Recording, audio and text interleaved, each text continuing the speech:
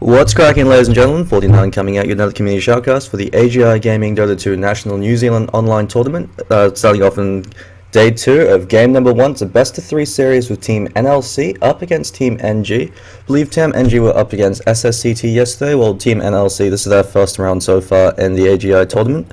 So we're just loading into Game Number 1. Of the best-of-3. Team NLC, I know a few of the players just because they're from Dunedin, but other than that, haven't actually seen them play together as an entire squad. Whereas for Team NG, wasn't able to catch the latter half of the game, unfortunately, but from what I hear, they are fairly good at what they do, so it should be great to see what both teams are able to pull out. So Nuisance Gaming, looks like NLC is going to be having a first pick, so it'll be interesting to see who they decide to let through the pool. So far, we've been seeing a lot of the Lycanthrope band as well as the Brewmaster. Tinker was let through in the first pick stage in yesterday's games. It did prove to be to the detriment of the enemy team, so it'll be interesting to see if they decide to let the Tinker through for NLC. 10 seconds remaining. Since NLC couldn't either let through the Tinker or the Invoker, assuming if they decide to ban out the Brewmaster as well as the Lycanthrope. Bat Ritter also has been a fairly common first or second ban. Bit surprising considering how his power has tapered off significantly. They're going for a first ban Void. So Faceless Void, incredibly powerful offlane hero in the current state of the game, just because with the buff to Time Walk, it's very difficult to be able to hunt him down. Doombringer first ban coming out from Nuisance Gaming, so they don't want to deal with the Blink Initiation coming out from the Doombringer. Doombringer can be run either in the jungle if you're going for a much more greedier lineup. You can run him as the offlaner or even the tri-lane farmer, and through Devour he's able to quickly accelerate his gold, similar to Nature's Prophet once he is able to grab his Hand of Midas. NLC deliberating on the second ban. They're not too sure if they want to, what hero they want to let through the draft. Reserve time. That's because they do have the advantage of first pick, but on the other hand, giving away first and second and third pick over to Nuisance Gaming, they can let a combo through, such as a Mirana SD combination. So it's something that they have to keep in mind. When you give away the second and third pick, you want to pick up a hero that's worthwhile. So Pandarian Brewmaster has been let through the draft. Dire team pick. Just quickly responding to a message over from the admin. So the left through Tidehunters, that's going to be the first pick coming out from NLC. I believe NLC are over on the Dire side, so Dire offlane Tidehunter is significantly stronger than his Radiant side counterpart. Bit ironic, since usually the Radiant offlane is significantly stronger, just because you could pull the enemy hard neutral camp, and you could use that to be able to control the creep equilibrium. Tidehunter and the Dire offlane is a significant advantage because he's able to consistently stack the Ancient camp without wasting too much time getting back in the lane. And once he has a few points up in Kraken Shell, as well as the Anchor Smash, he could easily clear that out to quickly accelerate farm for his Blink Dagger. And as I was talking about a two-pick combination coming up from Nuisance Gaming, they go for the classic IO Tiny. Probably one of the best combinations in the game, just because Tiny actually is considered one of the harder carries. Just because with Craggy Exterior, if he ever gets into a one-on-one fight with the enemy hero, and their carry doesn't have a BKB up, he's more likely to stun himself. And so that means that if he's able to stun himself, Tiny can just simply whack him down. With an Aghanim Scepter, Tiny is incredibly terrifying, especially with the overload attack speed coming out from the IO. The reason why Tiny is so terrifying as a tri-lane hero or as a carry is just because he's consistently powerful at all stages in the game. We could even be seeing a dual mid with the IO Tiny. It's something that a lot of teams like to run, just because you also need a fair amount of EXP up on the Tiny. Outwall Destroyer instantly being banned out by Nuisance Gaming, as well as the Rubik from NLC. So they don't want to have to deal with the additional human element that the Rubik brings into the field when you're playing into Tidehunter. Since if Tidehunter isn't able to Ravage and then catch out the Rubik with every single Ravage, Rubik can easily steal the Ravage and return it back to the enemy team, especially once he's able to pick up a Blink Dagger. And so Outwall Destroyer ban, very surprising, especially considering that if they decided to send two heroes mid, OD would have a very difficult time against that combination. But that being said, OD with the Astral Imprisonment can prevent Tiny from even get a spell off. And once you're able to get level 2, level 3 Astral Imprisonment, you could make it so that Tiny has such a low mana pool he's unable to use any of his abilities. And at that point, the Tether Regeneration coming out from IO is completely negated. All Tiny can do then is whack you. And they're banning out the Invoker, so whether it's Quas Wex or Quas Exile, they don't want to deal with that teamfight or global presence coming out from them. They're picking up the Mirana. Could be an offlane 4-position or even a tri-lane Mirana, although the 1-position Mirana has tapered off significantly with the current meta game, especially with the recent nerf to the Divine Arrow, just because it decreases her capability. As a 1-position hero, Mirana needs a significant gold advantage if she's expected to carry, unless if she's operating in a tri-core lineup, whereas as an offlane hero or as a support hero, she has a lot more flexibility than, especially if you have a hero like a Bane Elemental or an ST to help set up her arrow. Mirana and ST can rotate around the map, creating space for the rest of the team. Once she has Moonlight Shadow, she's exerting that invisibility tax on the enemy support heroes. They cannot fight when Moonlight Shadow is up without Dust or Sentries, since otherwise the Moonlight Shadow advantage is incredibly significant. So Disruptor being picked up for NLC, massive teamfight combination coming out from them so far. Ravage into the Kinetic Field Static Storm combination, it'll absolutely decimate Nuisance Gaming if 2 or 3 of their core heroes happen to be caught out of position. Shadow Shaman being picked up as their secondary support hero, so Disruptor is the 5 position and Shadow Shaman is the 4. Shadow Shaman is an incredibly powerful support hero and with what he brings to the table, but unfortunately he's a very greedy and a bit situational of a support pick just because he relies on your team getting ahead in the early stages of the game. If your team isn't able to do really well in the early stages of the game, if Shadow Shaman tapers off, unless he's given some space or a lane to be able to pick up some EXP and some farm, he does taper off incredibly quickly just because he requires Arcane Boots and level 7 as soon as possible. Level 1, level 2 Ether Shocker, while they're powerful on 1-2 targets, you really need the level 4 Ether Shock before you can start fighting in large engagements. You want the Mass Serpent Wards up as soon as possible, and once you have your Arcane Boots to sustain your ability usage, you want to grab a Blink Dagger to make up for your limited mobility. So Nuisance Gaming, deliberating on their 4th pickup. Depending on if they pick up a setup hero such as a Bane Elemental or an SD, will determine whether or not this Mirana is going to be in the 4 position or in the 3 position. We could be seeing a 1 position Mirana, but with a Tiny, it wouldn't really be as effective. Mirana is going to be picked up in this case mostly for the setup stun, as well as the global ganking presence you have for the Moonlight Shadow. In a 1 position role, Mirana and the IO Tiny isn't as effective. I mean, you do have Mirana plinking around the background, but if you have IO Tiny and you're sending them mid, it means that you're not going to have the luxury of a tri-lane. So we could be seeing an offlane Mirana, in which case you could pick a strong dual lane to go into the safe lane. So we could be seeing, for instance, I believe it's EG. They like to run the Nyx Assassin. No, sorry, no, not Nyx Assassin. Not EG. It was a sneaky Nyx Assassin during the TI qualifiers. They like to run the Nyx Assassin Disruptor combination. You have the Nyx Assassin up front with the base regen that he has, and this is a Shadow Demon, so most likely will be a 4 position Mirana in conjunction with the Shadow Demon. Very powerful combination. Brewmaster being picked up from NLC. So this could be a mid Brewmaster just because we've got the offlane Tidehunter, and Brewmaster with the recent rework to his Drunken Roller has become a lot more powerful just because it's now a guaranteed crit and a guaranteed evade. So similar to the Bounty Hunter Janada, you can utilize the crit to be able to get a lot of CS in lane. You can use it to get harassment on the enemy hero, since unlike a Bounty Hunter, you also have to clap to be able to snare people as well as CS. So if you're up against another melee matchups, in this case if it's the IO Tiny, Tiny's out of mana for his combination, Brewmaster just claps to the ground, walks up to him, starts slapping him around, and there's not too much the IO can do. Nagasaren being banned out, so they're fearing the 1 position Nagasaren roller in this case, just because you've got Disruptor as well as Shadow Shaman. And with the nerf to the Nagasaren Riptide AoE as well as the illusion damage, 1 position Nagasaren is the most effective Nagasaren build you could go for these days. The 4 position Nagasaren roll has been nerfed somewhat with the damage nerf to the illusions. They do 10% less damage than they did before. Whereas the 1 position roll, since the majority of your damage is going to be coming out from the Radiance as well as the Riptide in the early stages of the game, not as significant enough, but it limits the flexibility of the Nagasaren, which is what made her so overpowered as a support hero, is just because she was so flexible. She was able to get a few points up in the illusion. She could find her farm that way. So NLC, they're really deliberating on their 5th ban. If it's going to be a support duo with the Mirana as well as the SC, then they might want to pick up ban out another offlane hero. That being said, we could even be seeing something like a IO Tiny Shadow Demon tri-lane, with the Shadow Demon to set up with the Disruption, Tiny and IO get into position. Once the Disruption ends, or even a bit before, if you're playing against a hero with an escape ability, Tiny throws at the Avalanche, catches him out with that and the Soul Catcher. And if Tiny combos the Avalanche Toss with the Soul Catcher, that's a dead hero, even if it is someone like a Tidehunter. So in that case, they could be wanting to pick up a mid hero to go toe-to-toe up against the Brewmaster. Nuisance Gaming have a fair amount of flexibility, and they're banning out Centaur Warrunner, so they believe that it could be an offlane hero that they'll be after.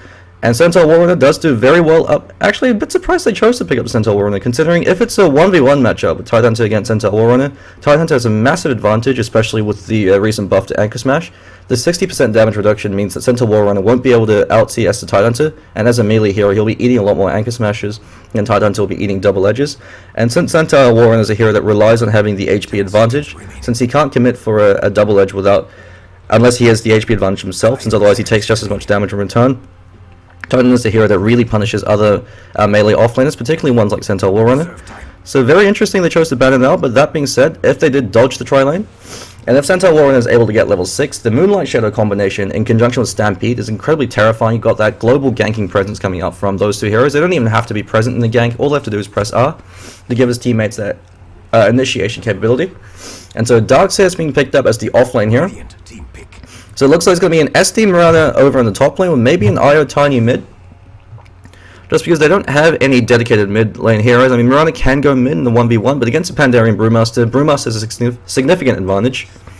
And Ember Spirit being picked up, so he's going to be the tri-lane farmer. We could also be seeing a tri-lane Brewmaster. This is something that some teams like to run, because if you're able to pick up a very fast Blink Dagger on the Brewmaster, you're already around creating a lot of space for the rest of your team. But that being said, with an Ember Spirit up against the IO Tiny doesn't fare as well as the Brewmaster, because Brewmaster has a lot more innate survivability. Ember Spirit, before he gets his Fire Remnant, is very squishy and very easy to bring down, especially if he gets called out with the Avalanche Toss combination. And so it should be interesting to see how the laning situation goes. Darkseer, if it's a one-on-one with Darkseer up against the Tidehunter, Darkseer has a bit of an advantage just with the constant Iron Shell tick damage. But that being said, if it's a 1v3, Darkseer has the added advantage of, if the lanes fail, he could always rotate into the jungle. So it looks like, actually, NLC are Radiant, never mind. So it looks like it's going to be a Radiant offlane Tidehunter, unless they decide to clash try-v-try. Which would actually be in their favor, just because they know that Wisp Tiny most likely will be heading over to the mid lane. So Io so far holding on to as much of his gold as possible. He's going to be rushing that bottle. Tiny standing with the braces. This is something similar to how a lot of AGI heroes start with a Wraith Band, but the disadvantage of this is the bracer costs a lot more, so it's not as cost efficient. And so it looks like Io's going to be providing all the regeneration for the Tiny, but with Tether, very doable. Looks like Darkseer originally rotating over to the bottom lane. It's going to Sentry pulled on him, so it's going to be a Observer Ward pulled on him, so it's going to be using that as a safety ward. Looks like a mid lane Ember Spirit from what I'm seeing so far, and a tri-lane Brewmaster. So they're deciding to let Ember Spirit go into the mid lane. So they really want that early Blink Dagger to create space. Since once Brewmaster is able to get that Arcane to Blink combination, he could create space for the rest of his team. Whereas Ember Spirit, all he has to do is stay alive, pick up some levels, and when Pandarian Brewmaster is running around creating space, he'll be able to find his farm elsewhere. Safety ward's being dropped, immediately being pinged out, and there's a sentry up on Disruptor, so they're going to deward this. This is a critical blow for the Darkseer, because without your safety ward, really cuts off your mobility, as well as your survivability options. When you don't have vision of that area of the map, you don't know when the spots are rotating in, and it's a bit surprising they chose to pick up Disruptor, considering, they chose to pick up Darkseer, sorry, considering this is Disruptor, just because Disruptor can glimpse him back. So Insanio going to be over on that 5 position Disruptor, so smart over on the Brewmaster. We've got Stars Align Greg over on the Shadow Shaman, Chontosaurus Rex on the Ember Spirit, and Ozymandias, Look Upon My Works Ye Mighty in Despair, up on that Tidehunter. Whereas on Team Nuisance Gaming, we've got Dick, hopefully not Cheney, up on the Mirana, SJV on the Shadow Shaman, on the Shadow Demon, Ebb on the Tiny, Gendeezy on the Io, and Peaches Mango Pie up on the Darkseer. It'll be interesting to see how the Darkseer fares in their offlane position. Chontosaurus Rex hasn't skilled an ability yet. He's playing it safe. Most likely against this lineup, he wants to go for the Flame Guard build, just because it ensures that if he gets caught out of position, he'll be able to survive the Tiny Wisp combination. And Sanyo runs with the Haste Rune, throws out a Thunderstrike on Gendeezy, throwing out a few cheeky right clicks here and there as well. One of the disadvantages of Io, especially against a hero like an Ember Spirit, who has a lot of control AoE to be constantly hit in these fights, is Io has 0 armor. So as a support hero, he's actually very fragile. So we could actually be seeing an Arteezy build coming out from Ember Spirit, where you completely forego the Flame Guard and you max out the Slate of Fist and Searing Chains as soon as possible. We've got another pause coming out. It wouldn't be a competitive game without at least one pause. So in that case, Ember Spirit just hangs back, keeps throwing out the Slate of Fist until the Wisp is so low that he can't stay in the lane. And once he backs off, then you could also utilize the Searing Chain combination in order to be able to do some harassment damage over in the Tiny. But the drawback to that is if you're caught out in the Avalanche Toss combination, you will die instantly. Tiny's combination is one of the highest burst damage combos in the game. I believe if you time it perfectly, assuming base magic resistance, something like 1100 magic damage if you have a max level Avalanche as well as Toss. And with the Wisp Spirit Bombs to follow up with that, you could also just toss in the Wisp. However, since Wisp Tether no longer stuns and only has that 80% snare, the duo has fallen off in popularity, but I think Fnatic is making a comeback with the Wisp Tiny combination just because how powerful Tiny is at all stages in the game. Tidehunter actually very surprised with his items. No boots up on him. But I guess considering he's up against a dual lane, he doesn't necessarily need the early boots. Since Shadow Demon SD Mirana combination won't be enough to be able to kill him, once he gets a point up in Kraken Shell, even if they combo perfectly, he has enough HP that the Kraken Shell will proc, so will ensure that he purges off the stun. Looks like both teams not too sure what's happening with the pause. Very surprised that the safety ward was not dewarded, considering they saw it being dropped. And we've got a very defensive observer ward here to spot the bot lane, as well as all ganking paths over into the bottom lane. Insanio, I could have sworn they've pinged out the gank. At least they must know something's up, since Peach's Mango Pie playing very passive. He knows that all he has to do is waste the sports time. Since they can't necessarily leave the Brewmaster alone, just because he's going to constantly be eating the Ion Shell tick damage. Over in the mid lane, looks like Ember and Jandizi placing a lot of pressure. Chontosaurus Rex hasn't actually gotten a single CS so far. There we go, just been able to pick one up onto the tower. Chose to go for Searing Chains at 1 for the off chance they happen to dive him, so he's got that snare capability. The biggest reason why Ember Spirit has tapered off significantly in the competitive scene is that nerf to the Searing Chains. It used to be 2 seconds at level 1, and that was what made Ember Spirit so powerful. So he had such huge flexibility with his build order. Looks like he's going for 1 point up in the Flame Guard, so he's most definitely going for the max Flame Guard build. This is the most cost-efficient build for mana as well as DPS on the Ember Spirit now. You max out the Flame Guard with 1 point up in the Searing Chains and 1 point up in the Slate of Fist, just to ensure that you can land that combination. Looks like Jandizi is actually doing some stacking, utilizing the Spirits to try to get another stack, but unfortunately the Mud Golems, they're not too fast, so you just sit through. That's another reason why the Wisp Tiny combination has been seeing a bit of a resurgence, as Wisp constantly can just walk away, leave Ember Spirit and Tiny to it, since Tiny with the superior base damage, and with that burst damage combination coming out. So the threat of the Avalanche Toss prevents Ember Spirit from really being able to do all too much until he's able to get a few more points up in the Flame Guard. Once he has a few more points, Wisp has to hold his hand a lot more, just because if he leaves him alone, Ember Spirit will be able to get a lot of free chip damage. Titan might actually get caught out of position. SJV catches him out, throws out a few right clicks. Anchor Smash catches him out. Disruption flies out as well as the Soul Catcher. Dick Cheney catches Ozymandias in the face. He's got 1 point up in the Kraken Shell, so you'll have that Kraken Shell debuff purge coming off.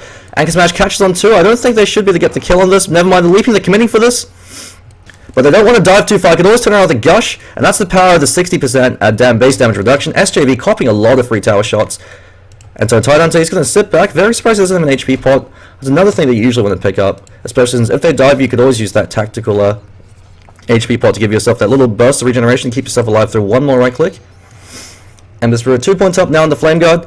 So Tiny's going to be copying a lot of harassment. Flame Guard is essentially a free radiance, and there you go. You see the Slate of Fist and the Searing Chain combination. Not as strong as it used to be, just because it's only a 1 second snare compared to a 2 second at level 1, but still very powerful nonetheless. Another reason why the Ember Spirit has tapered off is the fact that Slate of Fist, the damage being reduced by 33% at all levels. It used to be 120 at level 4, now it's only 80. It doesn't seem like much, but considering the fact that Ember Spirit usually builds its damage by stacking Battle Furies, that extra 40 damage means it's a huge deal to it, considering all the cleave damage comes out as a result of it. Avalanche flies out, tosses him back. Good recognition coming out from Natalia, but that Flame Guard preventing so much of the damage. You see how low the two are going right now. He's got to be very careful. Chontosaurus pops his invisibility rune, just barely keeping himself alive. 1 more right click away from death. And you saw, even though they're able to catch him completely off guard, even though they're able to toss him back, that Flame Guard does a lot of chip damage with a few more right clicks. Haste respawning over in the top lane. Looks like Wisp is going to be heading up top to be the guard that. He's got a bottle up on him. And so that fast bottle up on the Wisp provides all the regeneration Tiny ever needs to do his combination. The nice thing about that is Tiny doesn't even have to be at full HP or have enough HP to do his combo. If he's got enough of one and a half of the abilities, the Wisp Tether bottle region will be enough. Ozymandias called up once again with Disruptor Soul Catcher combination. Arrow flies out from Dick, unfortunately misses. You have to time it perfectly for it to land. And Chontosaurus Rex actually gets first blood. Once again, I missed first blood. I'm starting to feel a bit like Luminous. If I miss one more first blood, I'm going to have to take a shot or something. Chontosaurus Rex 2 points up in the Searing Chains. It seems to be the fairly standard build. You want to get that 2 second snare, since as you saw right there, it does a lot of work. If they happen to dive tower, they get caught up by the 2 second snare. Once tower aggro draws on them, it's a lot of free damage, especially in a hero like a Wisp or like a Tiny who have very low base armor. Tiny picking up treads. Could be looking to upgrade his bracer into a Drums of Endurance, or could be looking to simply rush the Aghanim Scepter as soon as possible. Ozymandias copying a little bit of chip damage, but with 1 point up in the Kraken Shell, as well as 1 point up in the Anchor Smash, he's reducing a huge amount of damage coming up from them. Very surprised he chose to go for a very early point in Gush. Usually the offlane Titan, you want to get 2 points up in Kraken Shell level 3 just because it provides a free poor man shield, and the extra point in Kraken Shell means that you don't have to be at full HP to get the debuff purge effect from Kraken Shell. Since the amount of HP you need to lose before it triggers, gets reduced by each level. You only necessarily need 1 or 2 points up in Anchor Smash to be able to help you get CS in lane, so you usually see a point up in the Gush at level 5. Gendeezy eating that Slater Fist and Searing Chain combination takes out a good chunk of his life. So Ember Spirit playing very passive, he knows he's got the Fire Remnant up. Very surprised to see he hasn't actually dropped a Remnant defensively. It's usually something you see off the bat, just because the Remnant cooldown is enough that every time you drop a Remnant, assuming nothing happens, the Remnant wears off, you'll have to cooldown off again. Brewmaster eating a fair amount of harassment. He's got a lot of pulled tangos. Unfortunately, cooldown is a one-off from them. Tyrannosaurus Rex going top, trying to guess out the room, but turns out it's bot. Peach's Mango Pie is going to be guarding it. He might pick it up if someone else tries to take it. Yeah, he's guarding the rune for now. Phase boots up on the Mirana. So Dick has been farming fairly well over in the top lane. But so far in terms of CS, we see that Tiny's leading the way 32 for 8, and Insanio picks up the double damage, pays for it with life. Very, very expensive room for him. And Io shit talks him by beat booping. Picking up a lot more farm. He's got an early point up in the overcharge, especially with the recent nerf over to Tether. You usually only see 1 point up in it. The 80% snare is nice, but especially with the Tiny, you want overcharge up as soon as possible. Just having 1 point to be to provide that shed regen is more than enough. And over in the top lane, looks like Tidehunter also took a fall. Aussie Man is actually choosing to max out Gush. His second point up in Gush. Very surprising he chooses to go for this. Gush is usually the last ability you want to max out on the offlane Tidehunter. You want to max out Anchor Smash as soon as possible, because that's the majority of your damage. It gives you the potential to take out Ancients. But while I say that, Tyrannosaurus Rex copying a fair amount of damage. Flame Guard blocking the majority of the Avalanche, so keeps himself alive. Otherwise he could have died to that combination. But Tiny returning tit for tat with a few right clicks and the tower helping out. So you want to max out the Anchor Smash as soon as possible, just because it also is your highest form of damage. Since at level 4, 225 damage every 4 seconds, nothing to sneeze at, especially if you're able to land a Ravage. So if you're able to land a Ravage, it's a free Anchor Smash you get off. With the Gush, you could chase them down to get another Anchor Smash. So 450 magic damage coming out from that, on top of the 110 from the Gush and the 225 from the Ravage. Huge amount of damage coming out once you have your Arcane Boots. Another pause coming out from the Mirana. Not too sure what's been happening with both teams with all the pauses. Looks like they're having mouse difficulties. Darkseer has been given far too much, considering the lane he's up against.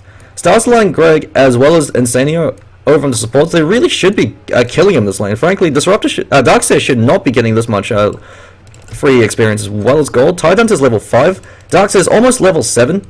And you see the supports, this is not necessarily doing their job, especially considering the fact that safety ward's worn off. You always want to be at the sides, you always want to be in front of the creep wave, zoning out the Darkseer.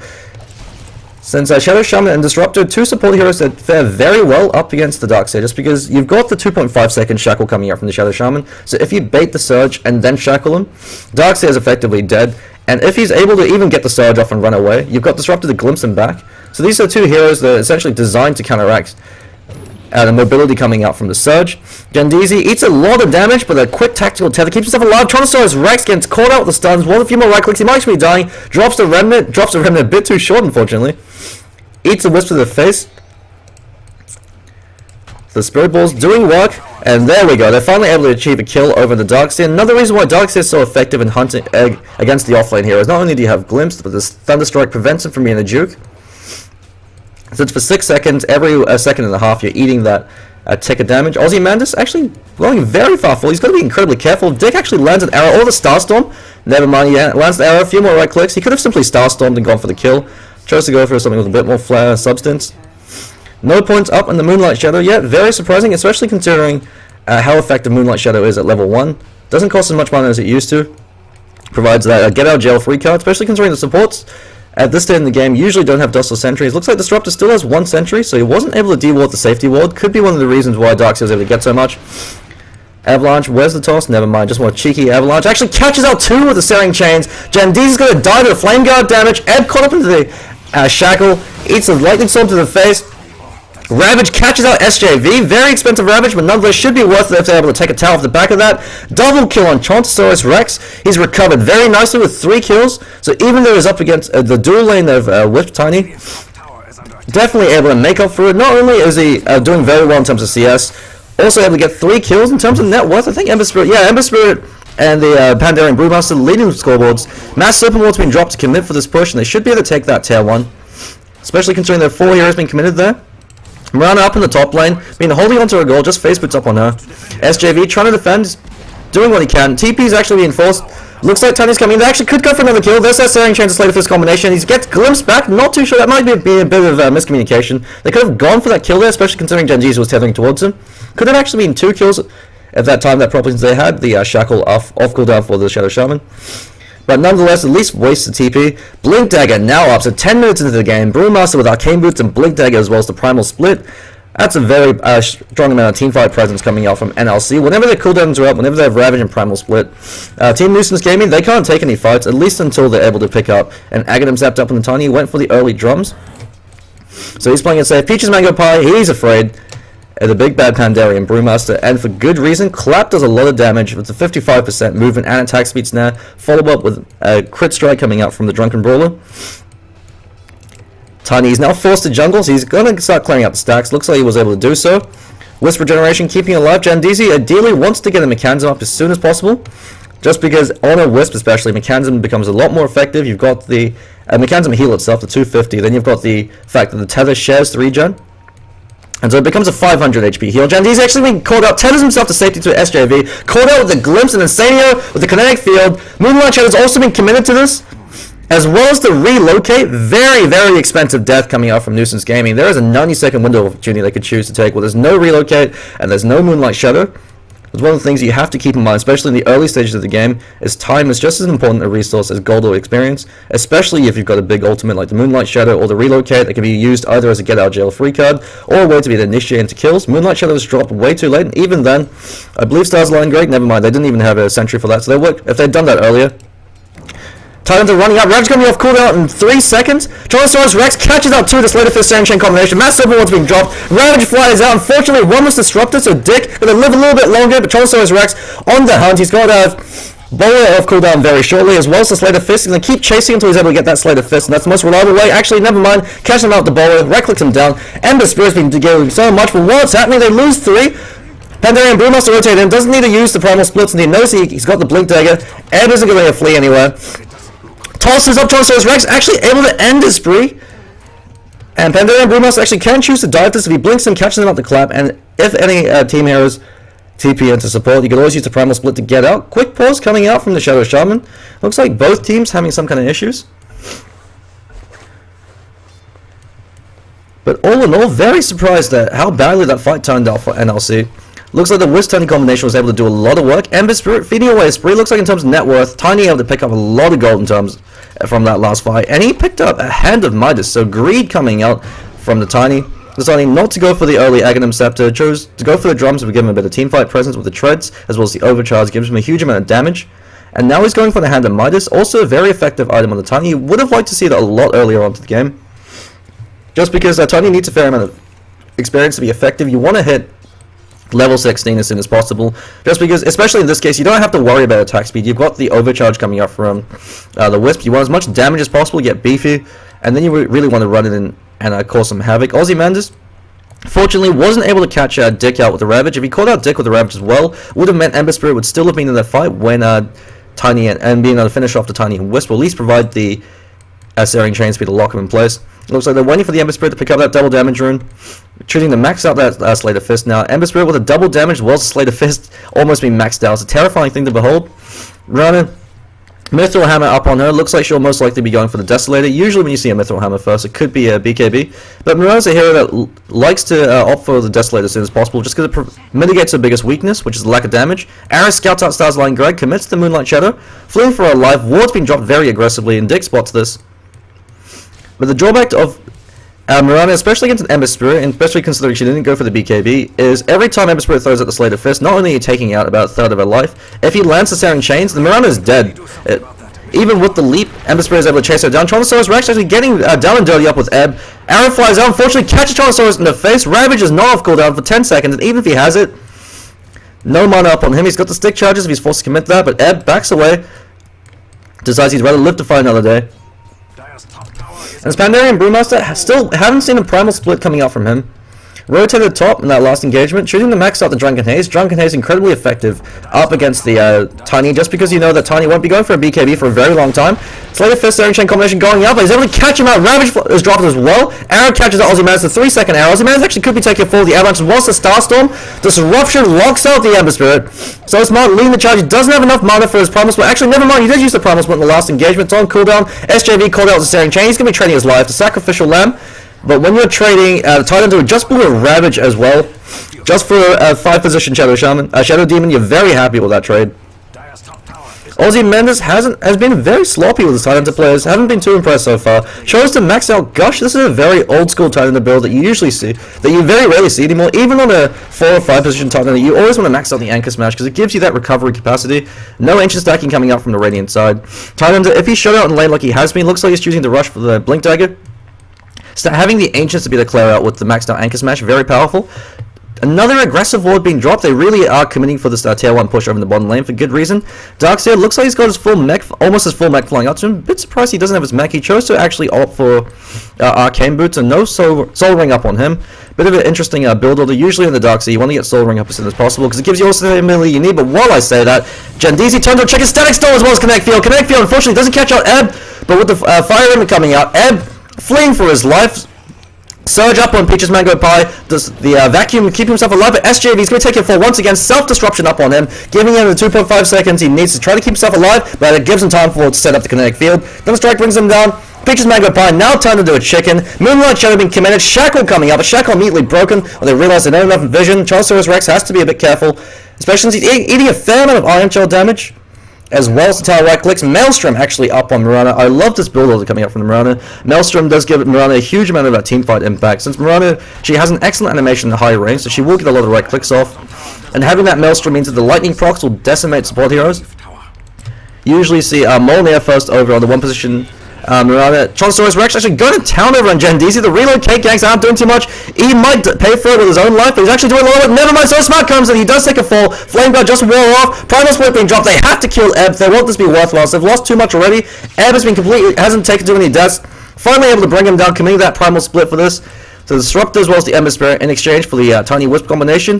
Very costly, but nonetheless worth it, since they are able to blow the relocate cooldown. They need to take that tier 1 over in the bottom lane. If Darkseer had actually gone for the Soul Ring as opposed to the Arcane Boots, he would have that mechanism up. And that last engagement, that would mean all the difference in the world. Arcane Boots on Darkseer is usually an optional item that you pick up later on. Soul Ring will resolve the majority of your mana issues in the early stages of the game. Since the reason why you have Darkseer in the offlane position is you want to pick up a very fast mech on him. So that way you make up for his limited early game teamfight presence, since until he gets 2 points up in wall and 3 to 4 points up in vacuum, he can't really fight in these engagements. But if you have a mech, you can provide that burst heal for your team. And the team with the early mech is the ones that are able to take these early engagements. You can leverage them into towers. Chonosaurus Rex, great deny coming up from him. Phase Drum as well as Poor Man Shield up on him. You'll most likely be going towards that Battle Fury to provide that splash damage. You also do see Maelstrom occasionally built up in the eastern scene for the Ember Spirit, but Battle Fury is usually the superior build. Blink Dagger now up on Tidehunter, so the tower kill will do a lot of work. Looks like Insanio actually copped an arrow to the face. But with a maxed out Glimpse, he's actually choosing the maxed out Thunderstrike as opposed to the Kinetic Field, so a bit of an unconventional build are coming up from the Disruptor. The Thunderstrike is usually kept as a 1-point wonder because A, it does so much damage for at level 1, 160, once all 4 procs lands.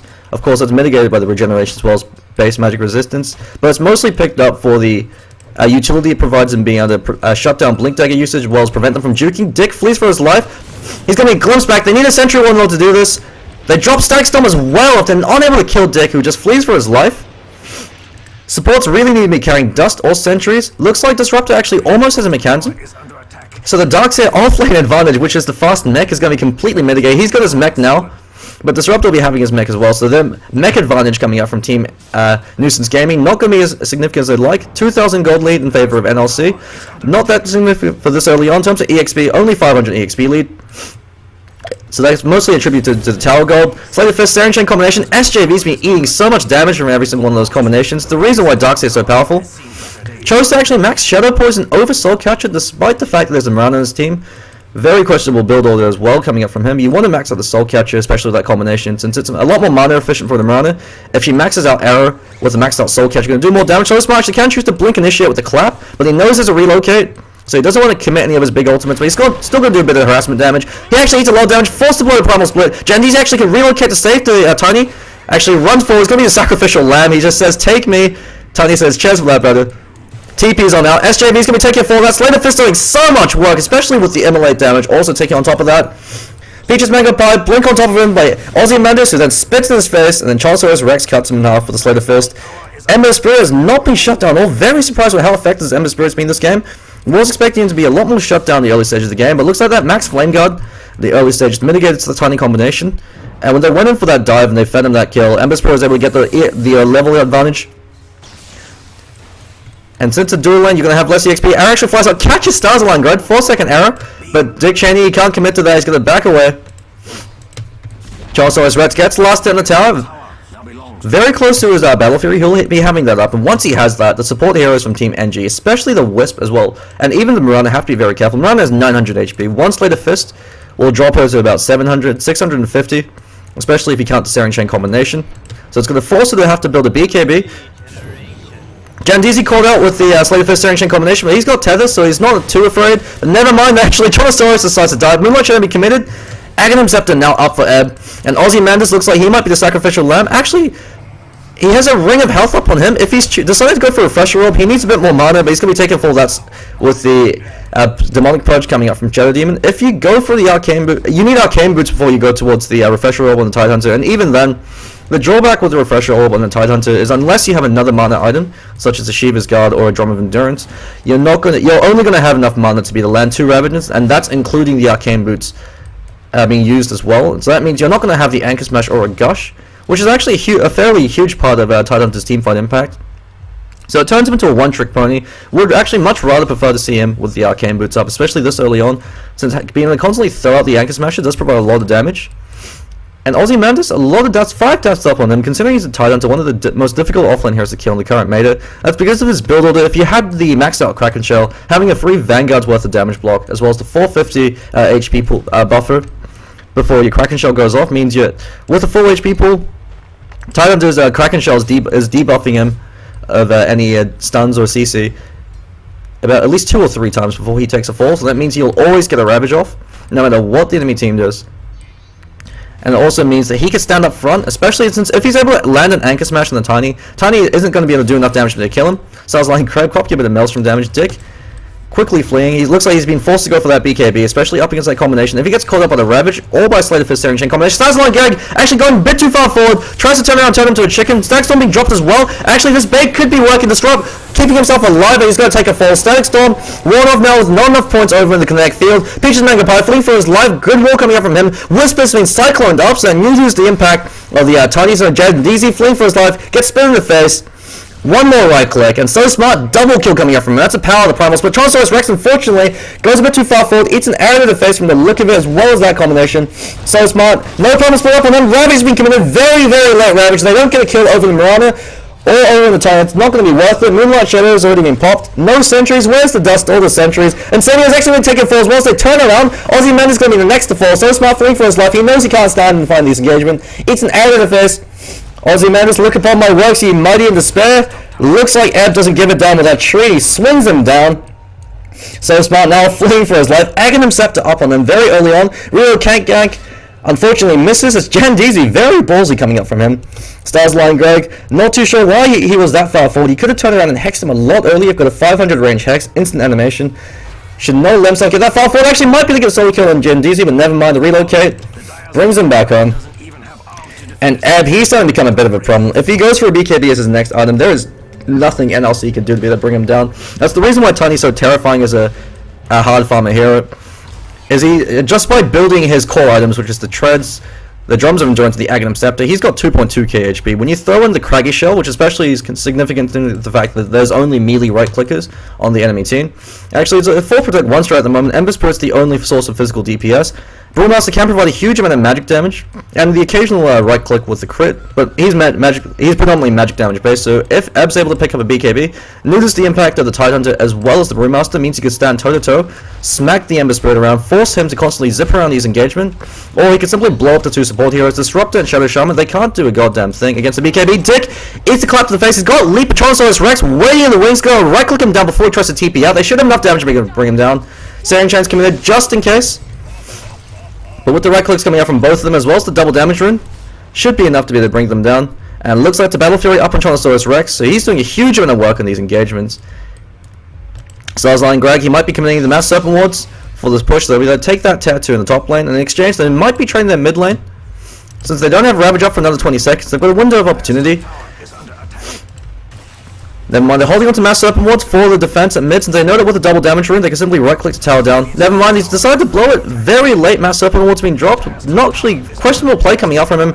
They could have used that to defend that tail to mid. You see Ab just chunking away the tower. It's another reason why Tiny's so terrifying. If you lose a fight against a Tiny, you're losing a set of racks. He pushes almost as fast as a Lycanthrope. Isn't as risky because he's a much stronger laning presence.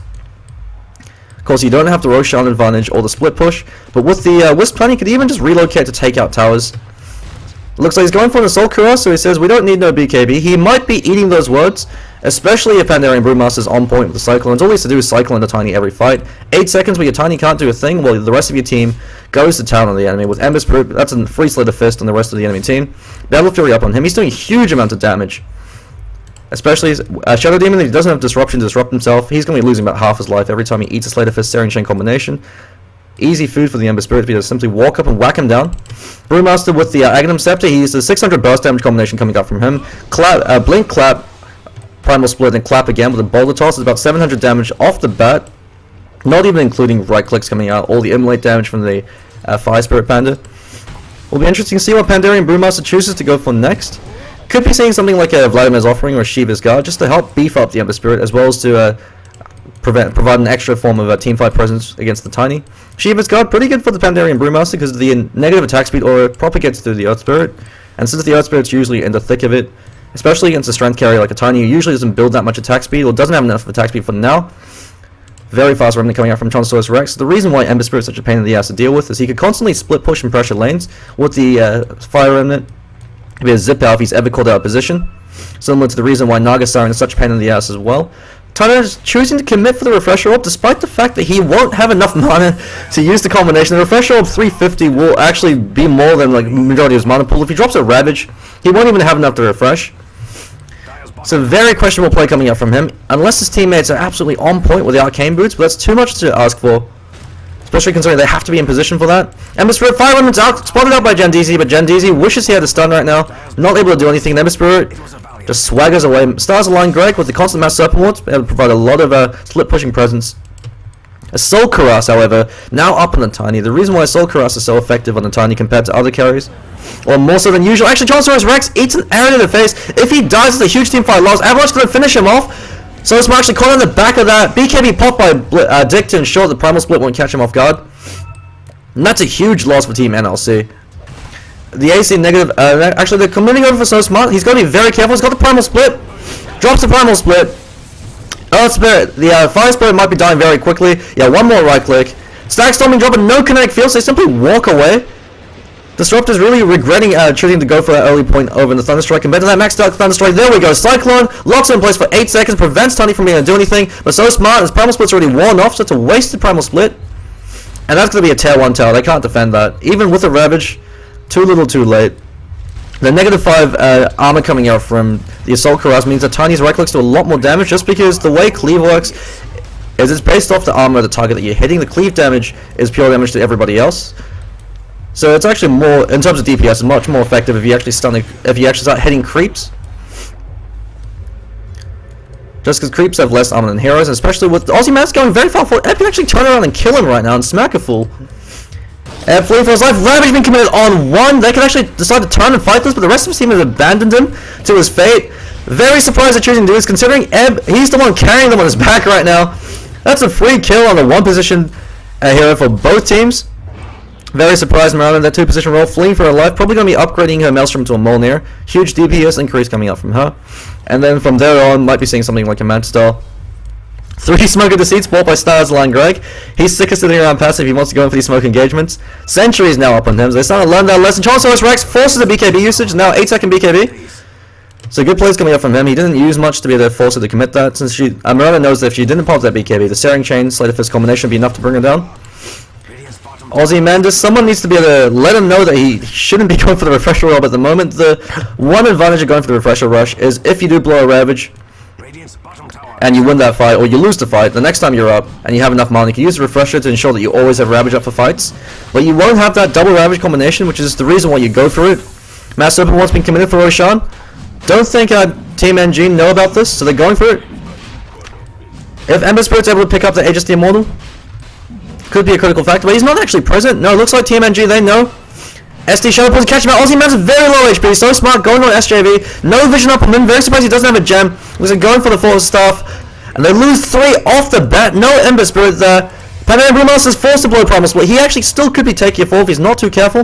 Johnstone's Rex waiting the wings, gonna throw out the Slave Fist Searing Chain combination, do as much damage as he can. They know that they can't give up Roshan without a fight, especially against a Tiny. So they're turning around. Tiny is no longer there. The relocate, he's just walked back in the lane. TP himself, and Chancellor's Rex caught out the Avalanche. He's got to be very careful. He takes a fall. So Smart's going to be taking a fall as well. It's an absolute catastrophe. The Team NLCs, they throw their lives away and feed a 3 Aegis over to Tiny, who just says thank you, smacks the Roshan down, and now I don't think you can kill Tiny at this point in the game, even though it does have a BKB. With that much HP, as well as the EHP coming out from the Assault Cuirass and the Overload, and the Aegis the Immortal, even if you do kill the Tiny, you've invested far too much to bring him down. Ember Spirit either really needs to go for a BKB to enable him to stand towards your engagements, or he needs to dance around, stop eating avalanches to the face. Every time he's stunned, he gets completely torn apart by Tiny. Ember Spirit needs to hang and wait back in the wings and constantly throw out Slate of Fists. But that's the issue of the one position Ember Spirit. Usually when you have another physical DPS hero, you can have them in the front line while Ember Spirit dances around the wings. When you don't have that luxury, when you're the only form of physical DPS, tapers off very quickly. And we see Gold Graph is starting to dip in favor of Team NG. 2,000 gold lead in their favor, and 10,000 EXP lead. Molyneux now being picked up on the Mirana, so she not only has a Static Storm buff to place on the Tiny, but a huge increase in her own DPS. Molyneux is considered one of the most cost-efficient DPS items in the game. If the enemy team has, I believe, more than 15 armor, it provides more DPS than the Daedalus or an MKB. Just because the lightning procs magic damage, and that's not that. However, that's not accounting for the Static Storm, which provides a huge amount of DPS on its own. Place it on the hero that's most likely to be focused, in this case the Tiny. Watch the enemy team attack him, and then laugh as they eat lightning storms to the face. Ember Spirit was off to such a great start, but his positioning in these engagements, the past few fights anyway, haven't been too spot on. He's been eating too many stuns that he could easily dodge. He could either disjoint it with the Slate of Fist. If he's able to hit enough heroes, he'll have enough Slate of Fist time to be able to completely disjoint the Avalanche. He could remnant himself to safety. He shouldn't actually be that far forward to begin with, considering the fact that Slate of Fist has a massive range and a huge AoE. Gives him an effective range of about, I think, with a 550 range coming up from him, as well as the radius about 700, 800 range in these engagements. So he's essentially a ranged hero, similar to a Tidehunter, who relies on his Tidebringer crits to be the win engagements. Ember Spirit simply relies on dancing around and relying on the Slate of Fist procs to be able to deal as much DPS to the rest of the team as possible.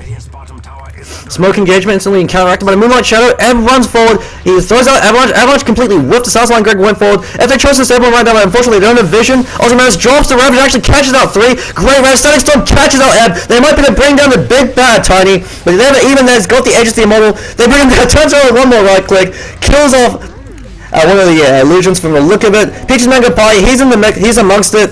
Vacuum Forge is on cooldown. They're doing everything they can to bring down Tiny. Tiny has been glimpsed back, but Glimpse is a very short range glimpse. Jandizi hanging out waiting in the rings. Primal Split is on cooldown. They don't have a Ravage. They've used all the huge teamfight spells. They need to back the hell out right now. Avalanche unfortunately catches the Pandarian Brewmaster. Looks like Ember Spirit's going to be able to run himself to safety. Never mind throwing him. Doesn't have enough mana for another remnant.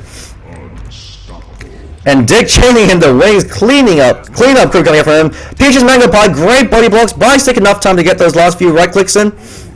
And Io gets the kill with a cheeky right click. And it looks like the noose is tightening around Team NLC. They were doing so well in the early stages of the game. They weren't able to shut down Tiny enough, despite the reasonably poor start that Tiny actually had. Even though he chose not to go for the BKB, the poor positioning play coming out from the two support heroes, the lack of sentries or a gem, or even the dust in this case. If Starsline Greg had vision of the Tiny, he could have hexed him immediately off the start. They could have killed him. The glimpses happen on Tiny as opposed to the IO, which is very surprising. Usually when it glimpses the IO, especially if he relocates, because it wastes his relocate, prevents him from being able to provide much presence to these engagements. Mirana's been waiting in the wings. Great positioning play coming up from her. She knows that as long as she's able to get right clicks off, she'll deal huge amounts of AoE DPS to the entire team, just because of the lightning procs. And this Tidehunter in the top lane, questionable skill build order choosing to max out Gush, questionable item build order choosing to still go for the Refresher Orb, despite not having Arcane Boots. The Ravagers have been okay. Pandarian Brewmaster, similar to a Death Prophet, he's got that dilemma of if you're not able to take a set of racks in the first 35 to 40 minutes of the game, you taper off significantly, especially once BKB start coming online. Or in this case with Tiny, when he just becomes too tanky, he just doesn't give a damn. He has to make sure that he's able to cycle on Tiny in every single one of these engagements. But Mirana in the wings is doing so much work. The vacuum wall combination from Darkseer as well, also providing a lot of teamfight presence. From the look of it, it's going to take a quick moment to have a look at the golden EXP graph. 20,000 EXP lead in favor of Team Nuisance Gaming, 7,500 gold lead and rising. Shiva's Guide being picked up on the Brewmaster. Would actually like to see something like a gem or more sentries or dust picked up on the support heroes. They really need to be placing sentries ahead of time. Dust are not as effective as sentries compared against the Mirana's Moonlight Shadow, just because it relies on the Alpha Strike, the initial first hit being to catch you off guard, then you drop Dust out reactively. Sentry Ward's a lot more proactive. You could see them walking towards you, and then they might actually be a little bit cocky if they don't see you drop the Sentry Ward. They might think they're still invisible. Then you could turn around, catch one of them out of position, force the fight then. Brewmaster as well, thing to notice, he actually still doesn't have his level 3 Primal Split. He's only picked it up now, so these last engagements, he's only had the level 2 Primal Split to work with. That's the power of the EXP advantage that Team Nuisance Gaming have. Tiny level 20 with a maxed out Craggy exterior means that Ember Spirit can't actually fight him toe to toe. He has to constantly dance around and rely on Slay the Fist. And if he stuns himself to the Craggy, that's all Tiny needs to be to smack him around. Tiny now dealing more deeps in the mountain that rides. You get too close to him and he'll bash your face off. Insania going towards that 4-staff. He was going to have that up eventually. He did have very good mech timing. But if he was able to pick up that 4-staff early in this engagement, or even something like a Ghost Scepter, he could stay alive.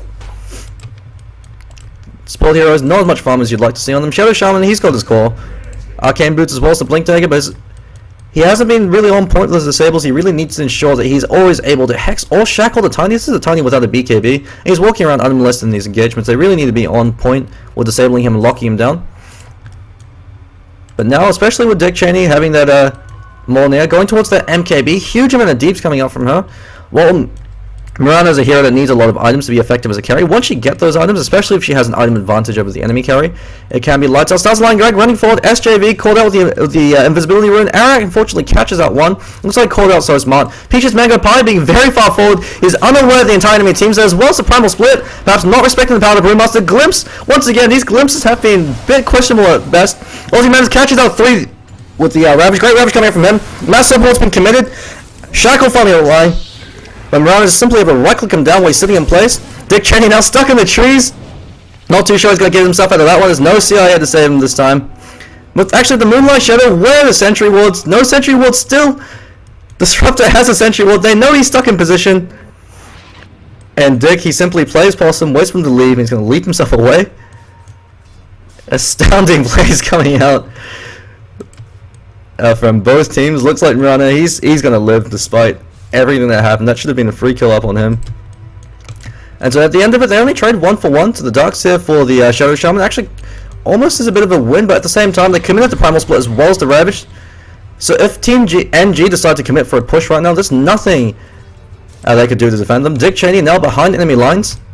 Fire Under providing vision, never mind, just wore off. He can actually just choose to leap himself the next time the creep wave passes out and try to make a run for home.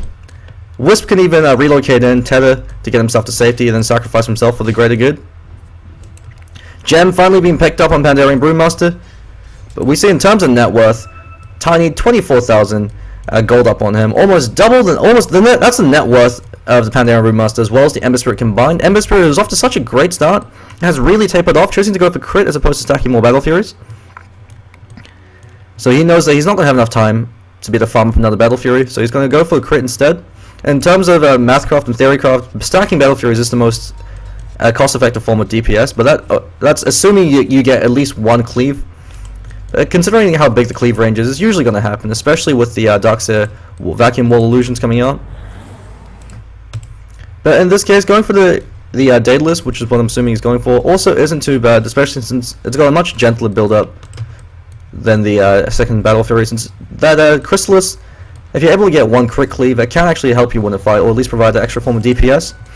Tiny Eva Daedalus up on him. He's really the big bad wolf right now. As he manages to haste in, scouts out Roshan. Roshan is up, but there's an enemy observer ward spawning that out, so if they decide to commit for another Roshan, they have to be very careful. Darkseer, Blink Dagger up on him. Blink Wall to Vacuum could cause a huge amount of ruckus these engagements, especially in the tight confines of Roshan. Blinks forward to catch out Peach and Mango Pie. Peach and Mango Pie blinks out. Moonlight should have been committed. They're coming in for a flanking maneuver. It's a Pincer coming in from the side. If they're able to catch him out with the left flank, Starzaline Greg is going to be completely screwed. Tronsaurus jumps out the Fire Remnant. He says, "See ya, buddy." Starzaline Greg eats an arrow to the face. And Insanio, he's going to be the one. He forced himself to safety. Tronsaurus are actually hanging around. He's going to be very careful right now, since he could predict when to Sleight of Fist and Chandizi actually blinks forward. This is a Wisp with a Blink Dagger. What is even happening with this game? He doesn't fair nobody. Uses the Ion Charge to keep SJV up, and that could be a free Roshan. They know they can't defend this, especially without the extra DPS coming out from the Mass Serpent Wards. They do have the Ravage and the Primal Split to deal with, but at this point, Tiny's so tanky, he deals so much deeps. If he's able to get one Daedalus crit onto 2 or 3 heroes, he can pretty much determine the fight single-handedly. Tyrannosaurus Rex, no BKB up on him. It's always a sad day when Ember Spirit's forced to go BKB, but the way he's been positioning these engagements wouldn't be too bad of an investment. Magopie blinks himself forward a little bit. They're going to take Roshan. Tiny, he's actually forced to sell his Midas. So sadder than EG Fair, but he's picked up an Aegis the Immortal to make up for it. And they could go in for an all-in Hail Mary right now and end the game. With the Aegis the Immortal up, as well as the significant golden EXP advantage over from Team Nuisance Gaming, very little Team NLC could do to defend against this. Tiny doesn't even need a BKB, just because he's so tanky. The Overcharge, reducing all incoming damage by 20%, on top of a huge amount of HP and armor, makes Tiny so damn difficult to deal with. Refresher Orb up on the Tidehunter, but he doesn't have enough mana to even be able to use his combo. MKB up on Mirana, so she's sick of the Drunken Haze coming out from the Brewmaster. Sick of the Drunken Brawler evasion coming out from him. Relocate Gang, because they're just able to take that tattoo. Actually, they blow Glyph on this. Is a very expensive Glyph. Pandarian Brewmaster TPing in, but Relocate's coming up in 4 seconds. They're just wasting time. There's no way they could disrupt that. That's 3 TPs wasted, as well as a Glyph. That means that when they try to break high ground, it's going to be that much easier for them. Look at the 5-minute window opportunity to be able to go in for a high ground push, especially with the Aegis the Immortal up. Team Nuisance Gaming, all they have to do is group and push at this point in the game. Top tower is denied, so that's a very expensive deny. Dick Cheney leaps himself to safety, uses the Moonlight Shadow to keep himself alive. And the big bad Tiny smacks through the kinetic field. No amount of magic can protect you from that. Starzaline Greg now behind enemy lines. Feeling a bit of empathy with the Mirana there, was stuck in an earlier position. Tronsaurus Rex has to be very careful every time he does that Sleight of Fist. He needs a defensive remnant if he wants to do that, since if you're able to predict when the Sleight of Fist is going to wear off, you fire an arrow or drop an avalanche. BKB now up on Tiny, who just goes to town. You see how much damage he's doing. Kills Starter before he even gets a Ravage off. That's a Refresher that's completely wasted. No Ravage up on him. Goes to town to Pandarian Brewmaster Solution. That Serpent was dropped in the back line. Jandisi is sitting pretty. Dick Cheney is now godlike. Ember Spirit trying to keep himself alive. Earth Panda is actually going to take a fall as well. Beyond godlike. Over in the Mirana, has only died 3 times this game. He's finally able to get that kill. Starzaline Greg and the Mass Serpent Wards able to kill off the back line. Actually, somehow they're able to defend this. I'm very surprised at how well NLC able to defend. We actually got disconnect from Starzaline Greg while it's happening. The team fight's happening. Quick pulls coming out. Mango Pie should be able to live through that. He's got enough armor, enough HP to be able to tank that one last tower hit. Trontosaurus Rex stuck there, praying to God he's able to get a Craggy proc off, but while that's happening, Ember Spirit, I don't think he'd win this engagement. He has to back off, but he doesn't even have the mana pool to get himself out. It looks like it's an avalanche flying out from Tiny. Tyrannosaurus Rex is going to get 2 3-shotted, especially with Jandisi waiting in the wings with the overcharge coming out from him. Starzaline Greg was actually able to do a lot of work to the Mass Serpent Wards. The vacuum wall combination over earlier on wasn't actually able to accomplish all too much. And even without the Ravage, NLC are actually able to defend. That's the high ground advantage coming out from you. Ember Spirit actually just picked up something like 1,300 gold from killing that Mirana. Dick Cheney got a little bit too far forward. BKB is now on 5 seconds, so he's quickly running out of BKB time. Probably wants to build towards something like a butterfly at this point. Doesn't really matter what the Mirana builds at this point, with the Molnir as well as the MKB. Huge amount of deeps coming out from her. Jandizi using the relocate to be the buyback and keep his carry buddy alive. They weren't even able to blow the Aegis, so even though they're able to at least take a few kills, if it's just the Tiny left alive up against the Ember Spirit, he can still take racks. He could even just say, fuck it, blow the Aegis, commit for this push. With the Daedalus, he can right click down at a tier 3 and take a set of racks before any of the enemy heroes are able to respawn. Or at least he'll be able to force out a buyback, but it looks like Pandaren Brewmaster doesn't have a buyback. Tide sure as hell doesn't. Disruptor, nothing up on him. Ember Spirit, if he dies, he'll have buyback, but Ember Spirit alone, even with the Shadow Shaman, won't be able to do all too much, especially with Jandizi waiting in the wings. Although he's got a... Actually, there's got a window of opportunity to be going for that engagement. Jandizi actually has to be able to break the tether to make sure he doesn't bring the Tiny back with him, since otherwise he can screw up the window of opportunity that they have. Hopefully Stars Line Greg will be returning to join us. Would be a bit unfortunate if that's the way the game ends.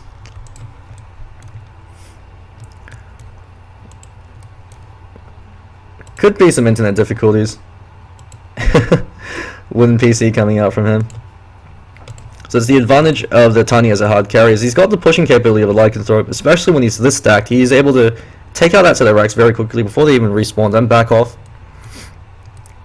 And with that Wisp relocate combo, they could even go for YOLO tier 4 pushes against the enemy team, and then Wisp simply breaks the tether before the relocate drags him back, and Tiny on his own can simply smash the entire base. Peaches Man goodbye, doing a lot of work for his team. Pipe of inside up on him, doing what he can to be able to keep his heroes alive, and that Vacuum doing a lot of work, especially with the Tiny on his team. Vacuum him up while Tiny goes to town, smacking the fool. But this Tidehunter Refresher Orb, still incredibly puzzled and confused with his build. He's still in that last engagement. He wasn't even able to get a Ravage off, so that's about 5,700 gold completely down the drain. It's not accomplished a single thing. Very questionable plays coming out from this offlane Tidehunter. No ancient stacking still coming up from him. Really something that he should have been on top of, or if not him, then one of the support heroes, just because it gives him a great way to be able to recover, especially considering how poor his early game was. Shadow Demon looks like he could actually even be going for a Dagon with the stuff of Wizardry up. I'd like to say it's going to be a Yule Scepter, but somehow I like to think it's a Dagon. Shadow Demon with a Dagon actually isn't too shabby. Soul Catcher, well, you've got the Disruption to set it up, follow up with the Soul Catcher, and then you Dagon them in the face. Fair amount of damage coming up from him, and actually it could actually pay for itself if you're able to quickly kill off the Disruptor or the Shadow Shaman in these engagements. Shadow Shaman 1000 HP. He's been doing what he can, but his disables haven't really been on point. He hasn't been disabling the Tiny for God knows whatever reason. Hopefully he will be rejoining us. Chandizi, this Blink Dagger, not really too sure what the rationale for that is. I guess it's just a simply a when you're ahead kind of Blink Dagger. Although that being said, it can give you that tactical tether option. You blink in front of someone, tether back to your buddy. You've got that 2.5 second 80% snare. But even then, seems a bit risky. Doesn't really seem worth it.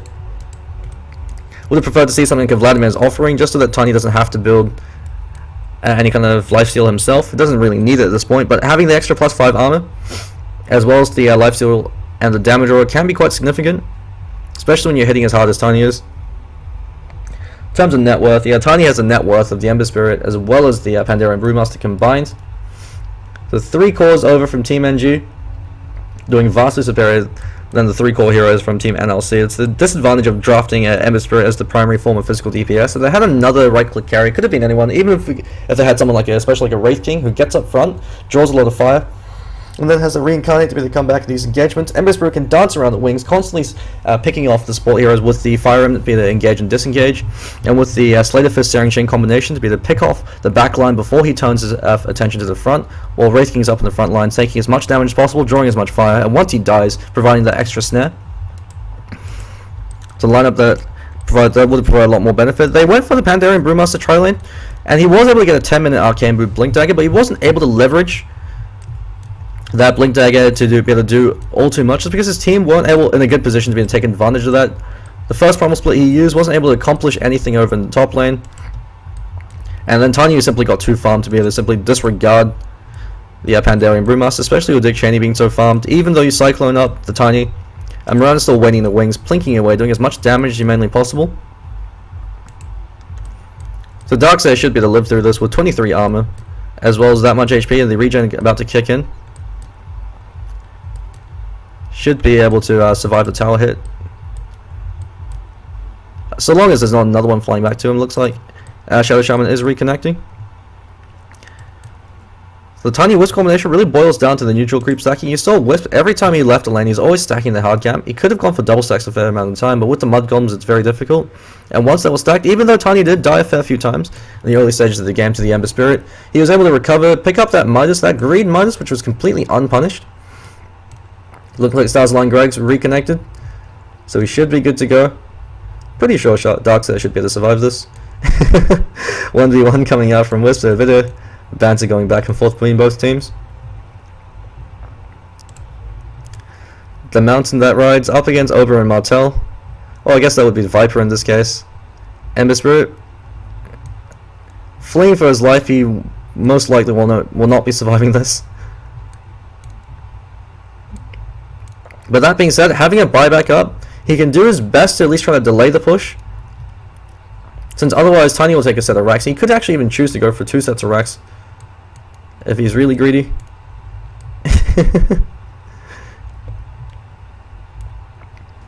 So for those of you just joining us, welcome 49 Community Shoutcaster for the AGI Gaming Dota 2 National Tournament. Looks like just loading back into the game. Chancellor has racks 3 hits. Darkseer keeps himself alive. And Jandeezy, he's relocated back to base. Really do something about that middle tower. He's just going to wait for the creep wave and then try to pressure the racks, or at least try to force out a buyback from the Ember Spirit. He's already that far behind in terms of net worth. Wants to make him go a bit back further, but no, never mind. He's playing it safe. Decides to back off. His Edge to the Immortal, I think, is wearing off in about 3-4 minutes. So they're just going to wait until they're all up, until they have the cooldowns again, and then commit for another push, clearing out the neutral creeps from the enemy team to deny them a bit more farm. Geometry dropped and completely ignored during his engagement, so that's something that's been pinged out. All in all, Team Nuisance Gaming, very good position for game number 1. This is, of course, a best of 3. So there still is a comeback potential for NLC. Yeah, Edge is about to be reclaimed in 3 minutes. Tidehunter about to get that level 3 Ravage, but at this point, not going to be too much impact, just because he doesn't have the double refresh combinations, he doesn't have Arcane Boots. And even if he is able to land these great Ravages, Tiny with an Aegis can simply tank it through it. Would really like to see Vladimir's offering up on the IO, or even the Darkseer. Looks like Darkseer's going for the Shiva's Guard. The Darkseer pickup, in hindsight, could have actually been a counter pick as well, to prevent the enemy team from picking up Darkseer, since Darkseer is a fantastic counter to the Tiny, especially since Tiny is forced to usually go for aura items like the Assault Cuirass. If you're able to catch out Tiny with the Vacuum, not only do you have a very tanky image that's going to out DPS the real Tiny, especially if you pick up an Aghanim Scepter, you get a free Assault Cuirass, since it's propagating the aura effects from the image. Chantosaurus Rex doing what he can, but he can't stand toe-to-toe up against the Tiny, and that's really the critical factor. They needed another form of physical DPS. Pandarian Brewmaster wasn't able to accomplish all too much with the great start that he had. Disruption catches out the Darkseer, but choosing to commit for this. Drops a wall in close engagement, gets a 3-man wall. Vacuum, Ravaging popped as well, only catches 2. Tiny simply pops his BKB and tanks himself through that. Kills Shadow Shaman instantly. Shadow Shaman buying back into the game. Running back in Connect Field, buying himself a bit of space. Static Storm also being dropped on nothing. That 7 ward's being dropped on nothing. All Team MJ have to do right now is back off, wait for the Primal Split to end, and then going for another kill. Stars Line Greg runs forward, turns him into a chicken, but it's going to be smacked up. Avalanche catches him out. Dick gets the last hit. Farms out the Mass Serpent wards, and that looks like lights out for that refresh as well as the Ravage. So was able to get that secondary Ravage off, but at this point, there's no one to follow up with the damage. There's no big ultimates to capitalize on that, so it's simply another wasted Ravage. Rotating over to the bottom lane.